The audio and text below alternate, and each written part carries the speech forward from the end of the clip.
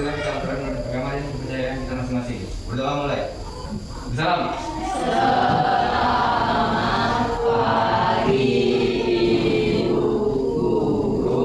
Ya, selamat pagi. Silakan duduk. Apa kabar hari ini? Baik. Ya, sebelum kita memulai pembelajaran, Ibu absen dulu ya. Siapa saja yang tidak turun hari ini? Satu orang. Siapa namanya?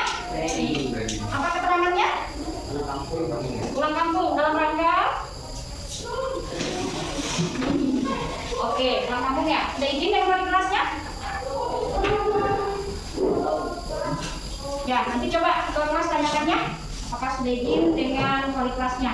Ya, adalah teknik stop, tarik nafas dalam-dalam dan keluarkan lagi dari hidung, supaya kita semua atau masing-masing kita bisa lega dan menyiapkan diri untuk belajar. Yang itu harus dilakukan di awal sebelum proses belajar mengajar. Dengan materi kita minggu lalu. Materi sebelumnya yang kita lakukan secara daring itu adalah tentang keberagaman. Nah, anak-anak, keberagaman itu kemarin berbicaranya luas. Ya, ada keberagaman dalam ras, suku, agama, dan sosial budaya. Sesuai dengan tugas yang kalian lakukan kemarin. Sikap toleransi apa yang dapat dilakukan. Nah, terkait hal itu, hari ini materi kita adalah tentang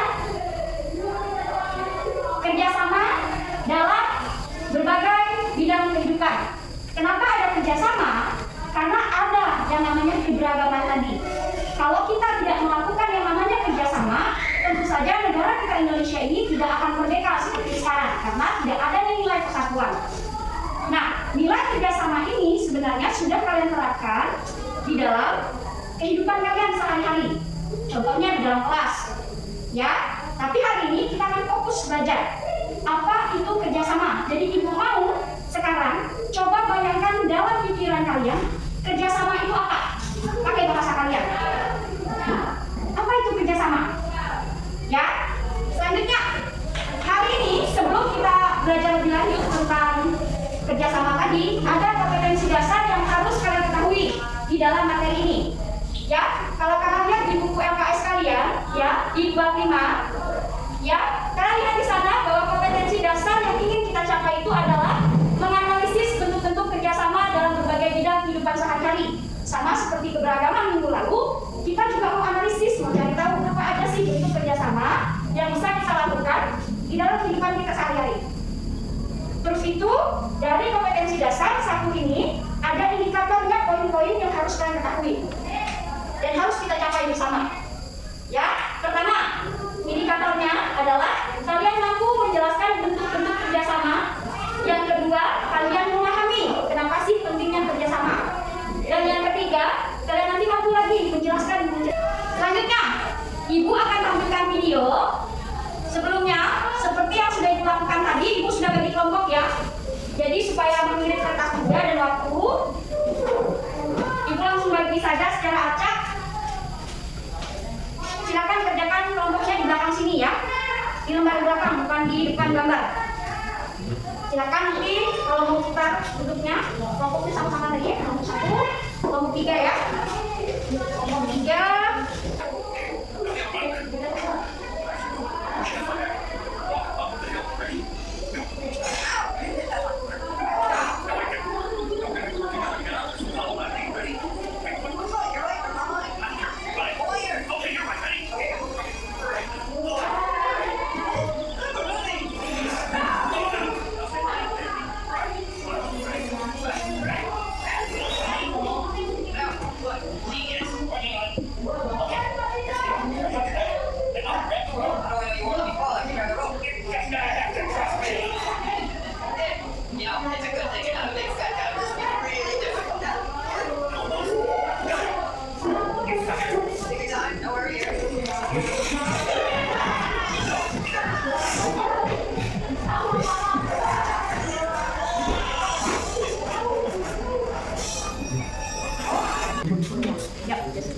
Ya.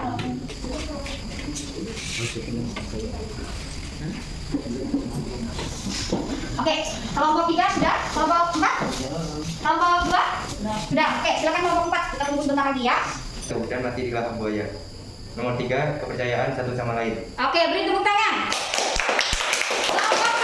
Silakan. Silakan Jo atau Gaby. Oke, Ge. 1. Biar kita selamat. 2. Mereka jatuh ke air lalu dimakan buaya.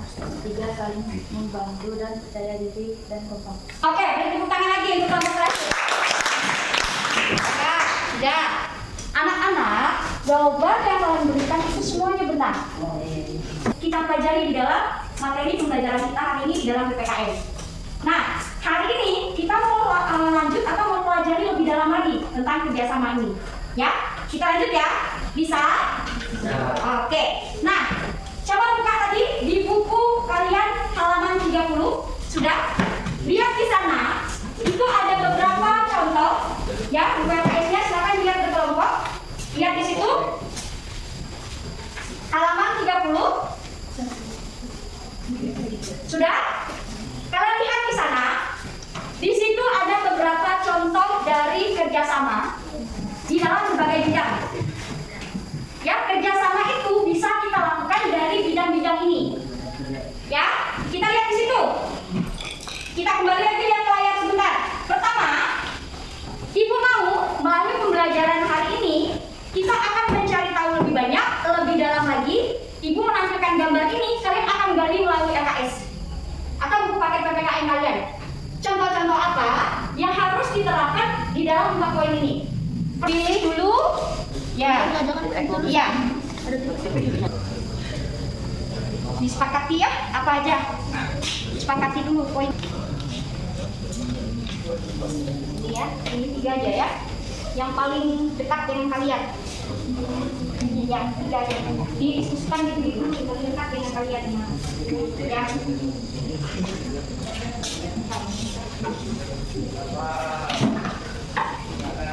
Ini yang paling dekat di dalam lingkungan keluarga kita.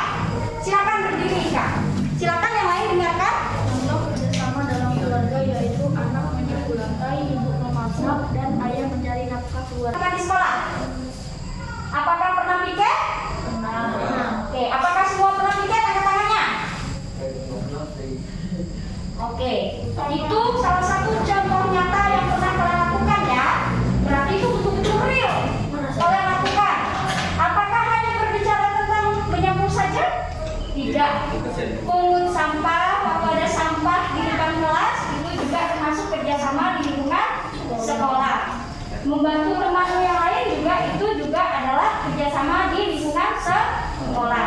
Selanjutnya di kehidupan bermasyarakat, silakan siapa yang dapat? Contohnya gotong royong, kerja bakti, melayat orang meninggal dunia. Oke, silakan duduk. Pernahkah kalian pergi melayat ke tempat keluarga atau tetangga kalian yang sedang berduka? Angkat tangan. Saya mau coba ambil dari lingkungan sekolah. Boleh. Tadi sudah dengar kan informasi dari kelompok temanmu? Sudah? Silakan kalian pilih. Jadi ingat ya, ada 4 pilihan. Dalam kehidupan keluarga, sekolah, masyarakat, berbangsa dan bernegara. Pilih salah satu yang benar-benar kalian terapkan di dalam rumah. Tugas itu dikumpulkan kepada ibu minggu depan atau melalui WhatsApp ibu, bisa berupa gambar, bisa berupa video, ya, bisa berupa cerita. Seperti ini. Ya. Ada yang nggak mau nulis? Boleh. Kirim rekaman audio. Tapi ngomong yang jelas ya supaya ibu paham. Jangan ngomongnya pakai bahasa Cina, aku nggak paham. Ya, ada yang mau kirim dalam bentuk audio visual supaya kelihatan keren bu di depan kamera, boleh. Saya mau di latar-latar taman sekolah bu, boleh. Seperti yang Radit lakukan di dalam tugas minggu lalu, Radit menampilkan video tentang keberagaman, sikap toleransi di dalam hal beragama. Jadi dia kasih gambar, terus dia kasih suaranya. Nanti kalau kalian mau belajar itu boleh belajar sama Radit, ya, atau belajar sama Baby yang sering main aplikasi itu ya, boleh. Atau mau kasih gambar aja, minta orang tua di rumah, kakak atau adik fotokan. Kalau kamu lagi melakukan kerjasama, ayo mak, hari ini kita masak bareng. Kenapa? Mau kerjakan tugas PPKN mak? Tiba-tiba goreng ayam, upin-ipin, ya kan? Ya? tugas ini silakan kalian pilih mau yang mana. Ya, kontennya, produknya mau dihasilkan yang seperti apa? Dalam bentuk gambar kah, video atau suara? Atau yang paling sederhana adalah catatan. Bisa? Oke, kita sepakat ya. Minggu depan kita ketemu lagi sesuai dengan jadwal mapel kita dan kita akan membahas tugas kalian itu tadi. Untuk hasil diskusinya ini tadi, Ibu minta dikumpulkan dengan Ibu. Ya, dikumpulkan sekarang. Silakan Wen, dikumpulkan dulu.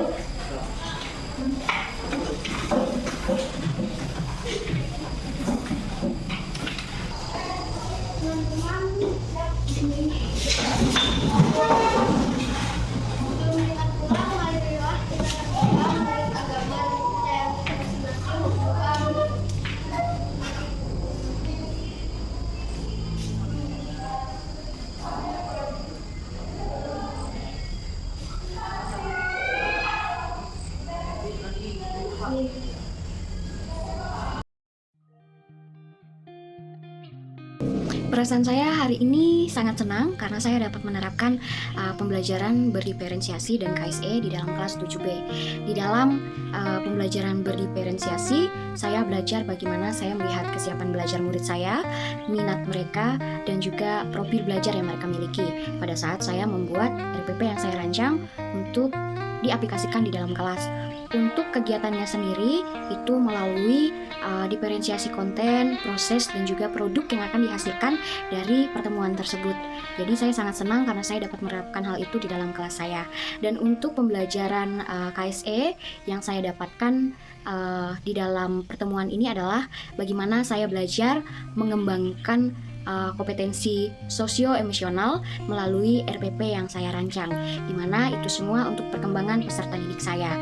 Dan untuk kendala atau perbaikan yang saya rasa perlu saya lakukan adalah baik itu durasi waktu di dalam mengajar, karena di sekolah saya masih memakai PTM, di mana kami masih sekolahnya belajarnya di dalam kelas dengan waktu yang terbatas dan juga diberi sesi 1 dan sesi 2.